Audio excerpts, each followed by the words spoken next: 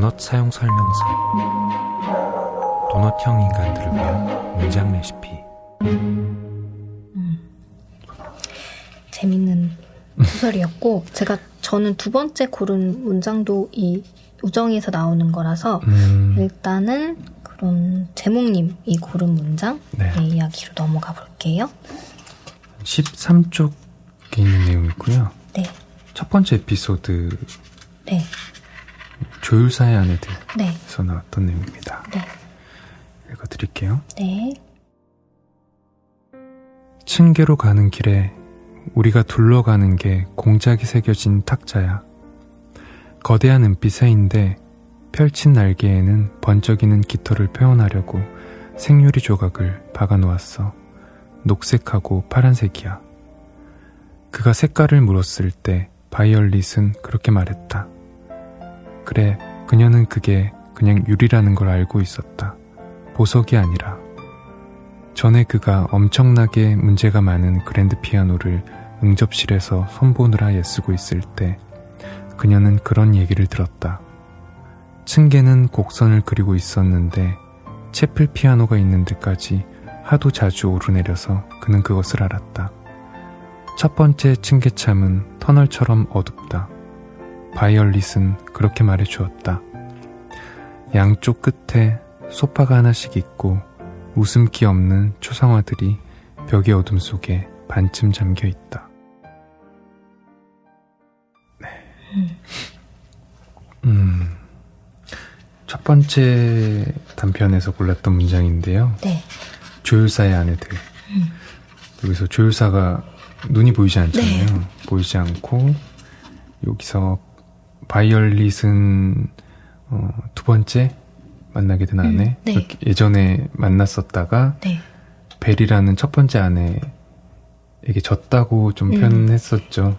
그러니까 벨과 네. 바이올릿 사이에서 조율사가 벨을 선택했다라고 네. 바이올릿이 그렇게 생각하기도 하고 네. 사람들도 좀 그렇게 인지를 하고 있는.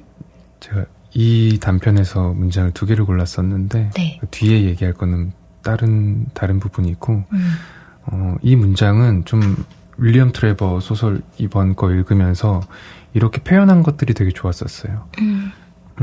디테일하게 밀도 있게 표현했다. 네. 그런 부분들이 되게 좋았고 이 조율사 아내가 처음에 이제 처음 아내가 벨이었잖아요. 네. 조율사가 눈이 보이지 않기 때문에 어떻게 보면은 조율사의 또 다른 눈 같은 존재였다고 생각을 해요. 네. 근데 이제 다시 바이올릿을 만나게 되면서 네. 또 다른 시각을 갖게 되잖아요. 그리고 바이올릿이 좀 일부러 다르게 말을 바꾸는 게 좀 있죠. 그러니까 뭐가 진실인지 분명히 알 수는 없지만 맞아요. 제가 받은 인상은 바이올릿이 조금 거짓말을 살짝씩 하고 있다. 네. 그래서 이 조율사가 이렇게 말해주는 대로 어떻게 보면 상상을 하게 되는 거잖아요. 네. 그래서 층계로 가는 길에 우리가 둘러가는 게 공작이 새겨진 탁자야. 그리고 그게 어떤 색이고 번쩍이는 무엇을 표현하고 있고 그게 약간 저는 좀 번역 같다는 생각이 좀 많이 들었어요. 그래서 조율사가 있고 벨이라는 아내가 있고 그러면은 벨은 이 자기 눈에 보이는 모든 것들을 조율사에게 어떻게 보면 번역을 해주는 거죠. 그럼으로 인해서 조율사는 벨이 번역해준 그대로를 받아들이게 되고 어떤 색깔의 어떤 재질의 어떤 느낌의 물건이구나 아니면은 여기로 들어갔을 때 어둠이라는 거는 이런 느낌이구나 라는 거를 되게 좀 디테일하게 설명해주는 부분들이라고 생각을 하거든요. 네. 그래서 조율사의 눈과 시선 이런 것들이 번역의 형태로 주어지는데 그게 약간 이 소설을 읽었을 때 제가 이 소설이 저한테 다가오는 그 느낌이 이 문장이 있었어요. 이게 저는 그 생각 많이 했었어요. 이 소설을 읽으면서 윌리엄 트레어가 묘사를 굉장히 아름답게 많이 하는데 소설에서 이거를 시각장애인으로 이 조율사를 설정하면서 진짜 되게 또 작정한 듯이 묘사가 너무 아름답게 나오는 거예요. 네. 그런 한편 뭐 이렇게 아내들이 묘사가 뛰어나지라는 생각도 했어요. 그리고 특히 벨의 묘사가 굉장히 좀 제가 느끼기에는 훨씬 더 따뜻하다고 느꼈거든요. 네, 훨씬 더 섬세하고 근데 바이올릿은 제가 왜 아까 거짓말이라고 생각을 했냐면 이 조율사는 사실 자기가 이미 벨한테 수십 번도 더 들어서 알고 있는 장면인데 그걸 반복해 듣기를 좀 좋아하는 것 같고 바이올릿에게도 그런 부탁을 하는 건데 바이올릿도 어느 순간 알았던 것 같아요. 이 조율사가 여기에 뭐 놓여있지 않았어? 라고 하는 거는 벨이 얘기를 해줬구나. 근데 그게 마치 벨이 이 사람의 눈이자 세계의 전부였구나라는 걸 바이올릿이 좀 본능적으로 직감을 하는 것 같고 그거를 좀 다시 자신의 세계로 바꾸고 싶은 욕심? 그래서 살짝씩 다른 디테일을 얘기를 해준다거나 네. 조율사가 기억하기에는 그게 아니었는데 다른 식으로 얘기를 해주고 그러면 너 지금 거짓말했지? 라고 묻지 않고 시간이 지나서 바뀌었을 수도 있나 보다 정도이지만 사실 조율사로서도 느끼긴 했을 것 같아요. 이게 바이올릿이 어떤 마음으로 그런 얘기를 하는지에 대해서. 근데 어쨌든 이 골라주신 문장 부분은 묘사 자체가 너무 아름답기도 하고 그냥 이 둘의 계속 이 조율사를 죽은 아내인 벨이 운전을 해서 매번 그 집에 데려다 주는 거잖아요. 네. 그 둘이 같이 동행하는 상황에 대한 좀 아름다운 추억 중에 하나이기도 해서 이 윌리엄 트레버의 뛰어난 묘사에 대한 좀 상징적으로 보여주는 장면이라는 생각을 좀 했어요. 그리고 이 제가 읽어드린 첫 줄부터 마지막 줄까지 읽을 때 굉장히 집중했었어야 됐었어요. 이 모든 묘사들을 네. 어쨌든 한 번에 읽어서 제 머릿속으로 넣어야 되는 상황에서 몇 번을 읽었던 것 같아요. 맞아요. 이거를 쫓아가는 게 저 살짝 그 생각도 했어요. 조율사가 뭐 후천적으로 시각을 완전히 잃은 것 같긴 한데 네. 그렇다 하더라도 그냥 보통의 사람도 그러니까 장애가 없는 사람도 눈을 감고 이런 묘사를 들으면 그걸 선뜻 딱 이렇게 뚜렷하게 잡기 어려운 근데 이제 곱씹어 보면 굉장히 섬세하게 그 장면을 알 수 있는 그런 느낌? 그리고 수십 번, 뭐 수백 번, 수천 번 내가 네. 갔었거나 들었거나 하는 이야기들 혹은 장소들에 대해서 말하는 듯한 느낌이 들어서 그러니까 저는 어쨌든 처음 가는 길이잖아요. 네. 그랬을 때 좀 많이 헤맸던 것 같아요. 네. 그러면 저는 다시 우정으로 돌아가서 53쪽에 있습니다. 사랑은 용서를 허락해. 프란체스카는 마지의 생각을 짐작하고 말했는데 오랫동안 친밀한 관계를 유지하다 보니 이따금씩 그런 일이 가능했다. 하지만 마지의 생각은 이미 앞으로 나아가고 있었다. 마지가 필립의 자식들과 놀 때마다 그는 그해 여름에 그녀가 맡았던 역할을 기억할 것이다.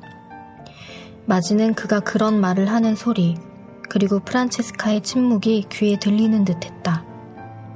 그녀가 집으로 가져가는 모든 선물이 그에게는 배신자의 뇌물로 보일 것이다. 그 여름은 그런 기만을 가능하게 만든 우정 안에 방부 처리되어 늘 거기에 남아있을 터였다.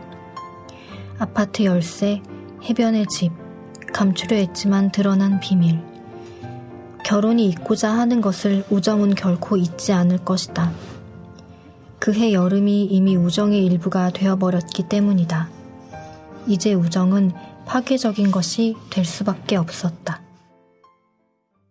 네, 아까 말씀드린 프란체스카와 마지라는 여성의 우정이 프란체스카의 외도로 인해 우정이 깨지게 되는 그런 상황인데 제가 이 부분을 왜 골랐냐면 결국에는 마지라는 인물은 알고 있는 거잖아요. 프란체스카가 자기를 밀쳐내더라도 남편과 프란체스카는 매해 여름이 되면 이 상황을 반복적으로 떠올릴 거야. 그리고 그거에 대해 안타깝게 혹은 자신을 배신한 프란체스카에 대해 약간의 야속함을 느끼고 그런 생각을 하기는 하지만 네. 결국에는 둘이 헤어짐을 받아들이죠, 마지가. 그쵸. 그런데 그 헤어짐을 받아들이는 거를 끝까지 읽고 다시 이 문장, 그러니까 제가 읽어드린 부분에 첫 문장으로 돌아오면 네. 사랑은 용서를 허락해 라고 프란체스카가 말을 하거든요. 네. 근데 처음에는 마지가 애초에 필립이라는 남편을 별로로 생각했잖아요. 네. 굉장히 초반 결혼 초기와 달리 아내에게 권위적이고 마치 아내를 그 직장에서 아랫사람 대하듯이 대하고 맞아요. 그런 걸 알고 지켜봤기 때문에 그래서 사실은 옛 연인과의 만남을 마지가 집을 빌려준다거나 자기가 비었을 때 그런 일을 하는 건데 이 사랑은 용서를 허락해는 프란체스카가 남편은 나를 사랑하기 때문에 용서하는 거잖아 라는 식의 변명이라고 전 처음에 생각했는데 네. 아마도 그게 맞을 것 같아요. 근데 다시 돌아왔을 때는 이게 결국에는 마지의 사랑이라는 생각도 좀 들었어요. 그러니까 둘은 사랑하는 사이, 그러니까 우정을 나누는 사이이기 때문에 용서라는 거는 프란체스카도 마지한테 내가 배신을 하지만 그래도 우리는 이 우정을 이렇게 헤어진 채로 간직할 수 있을 거라는 믿음 같은 게 묘하게 있지 않았을까? 그래서 다시 돌아와서 이 문장을 봤더니 네. 이거는 둘 사이의 얘기일 수도 있겠구나라는 생각이 좀 다르게 들었어요. 프란체스카와 마지. 마지가 우정이라는 사랑을 나누고 있기 때문에 프란체스카가 남편을 버리는 것보다 마지의 손을 놓았을 때 그래도 너는 나를 용서할 거를 내가 알고 있다? 라는 것처럼 좀 어떻게 보면 비겁한 말이긴 한데 근데 그랬기 때문에 이 둘이 어쨌든 이 상황에서는 다시 보지 않고 사는 거를 선택할 수 있었던 마지막 식사를 어떻게 보면 우아하게 나누고 헤어지는 마치 오래된 연인의 이별인 것처럼 그러니까 담담한 더 이상 구질구질 뭘 설명하지 않고 설득하지 않고 요구하지 않아도 받아들이는 그런 마음들 하지만 예감하는 이 부부가 매년 여름을 이렇게 기억하듯이 마지도 아마 이 부부를 매년 여름에 이렇게 생각하겠지라는 그런 게 좀 이게 소설의 거의 끝부분인데 네. 이 끝부분의 식사 장면도 굉장히 아름답기도 하고 그 막 중간중간에 서버가 와서 뭐 맞아요. 커피 더 드시겠어요? 네. 막 둘은 되게 심각한 대화하는데 와가지고 그런 걸 물어보는 근데 그게 늘 식당에 오면 익숙했던 듣는 말이었기 때문에 그런 게 지금 굉장히 상황이 달라진 지금 듣는 이 대사들은 좀 더 특별하게 다가오는 그런 것들이 있어서 굉장히 좀 절묘하다. 그리고 사랑은 용서를 허락해라는 말이 어떻게 보면 흔한 말일 수도 있는데 이 소설에서 쓰이는 위치와 쓰임새는 좀 달랐던 것 같아요. 그리고 더 진실되어 보였어요. 보통 저희가 얘기하는 사랑은 용서를 허락해는 그걸 전제하에 두잖아요. 사랑하니까 용서해야지. 약간 이런 투의 말이었던 것 같은데 네. 그거랑은 좀 다른 말인 것 같아요. 네, 이거는 그거보다 더 다른 차원의 얘기였던 것 같아요. 그러니까 사실은 용서라는 거는 용서를 전제로 한 사랑의 지속은 과거를 좀 덮고 뭔가 잊은 듯이 우리 더 좋은 앞날을 봅시다. 뭐 네. 한때의 과오는 용서해줄게. 그러니까 누가 누군가에게 해주는 베풀어주는 것이라고 생각하는데 이 번역의 묘미일 수도 있겠지만 사랑하면 용서하는 거야라고 이거를 이렇게 메시지를 바꿀 수도 있잖아요. 이 네. 문장을. 근데 사랑은 용서를 허락한다라는 말도 좀 묘했다고 생각이 들고 여기서의 용서는 헤어짐을 받아들이는 용서 같은 거여서 좀 묘하다라는 생각을 했어요. 그리고 내가 생각했던 누군가의 배신과 그게 드러났을 때 분노와 괴로움, 그 다음에 용서, 용서가 여기서 얘기하는 용서랑 좀 다를 수도 있겠구나 라는 생각.